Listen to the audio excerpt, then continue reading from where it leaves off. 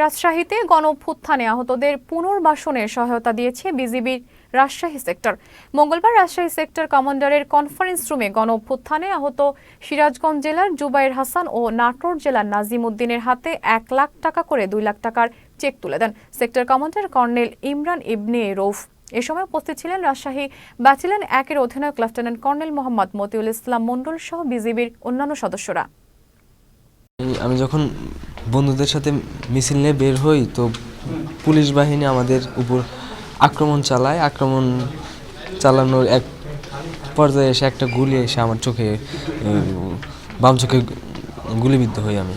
আসলে থানার সামনে পুলিশ কিছু গলির ভিতরে ফায়ার করছে, পরে ওই সময় দৌড়াইতে পারি নাই, দৌড়াইতে না পারি একটু গলির ভিতরে ঢুকছি, ওইখানে এসে মানে আমার ১০-১৫ হাত কাছাকাছি ছিল, ওই ফায়ার করছে হাতে, মাথায়, তারপর হচ্ছে বুকে স্পেন্টার গুলি লাগছে, ছড়া গুলি যেটা।